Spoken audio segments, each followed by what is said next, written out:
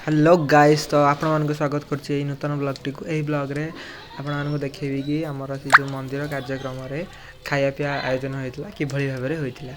तो वर्तमान हमर सब खाया प्रस्तुत चलछि समस्त निज निज काम रे अछंती। डालमा ऑलमोस्ट तैयारी सरी जाइछि नाही डालमा सरी ही जाइछि टोटली। तो सेपटे कोबी किंतु चलछि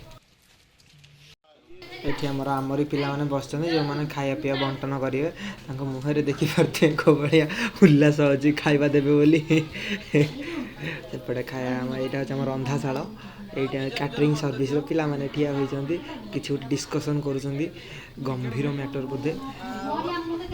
तो एठी वर्तमान चलछि जो खाइबा कर साला परे चुल्ली रे धळा जाय किछि खाइबा अगी दिया जाय तो सेही प्रक्रियाटी चलछि नन्ना हमर सबुरो भात रोटी के डालमा रोटी के खट्टा रोटी के सबुरो टिके नै जायछंती वर्तमान नै कि चुल्ली रे ताकु देबे देखंतु वर्तमान सेतरे टिके कोबी चंचड़ा मध्ये पड़ला देन मना ताकु नै कि गले आउ चुल्ली देहरे अग्नि देवता को समर्पण कर देले।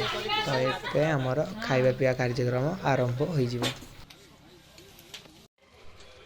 एठे हमर पिला माने सब भात डालमा कटाकटी सरछ एवं ताको टेबल ऊपर नेउचंती जोटी कि बफे टाइप रो अरेंजमेंट हेइछ ना। तो एठी ठिया कि से माने खाया पिया बंटन करिवे। तो एठी हमर डालमा वर्तमान कटा चलछि हंडा तिरु छोट हंडा टिकी ता डालमा परे वर्तमान भात कटा चलछि हंडा टिको भात सैला परे खटा कटा हबो।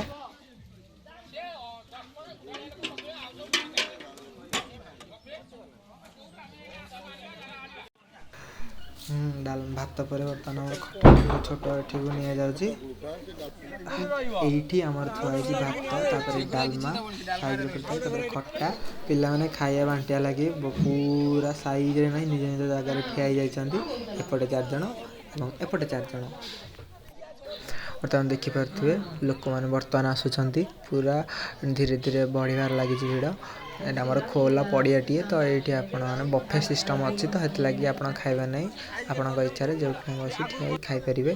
तो ये हमर लोक माने पूरा लाइन ने श्रृंखलित भाव में आसी खाइबा गुडी को नउछंती।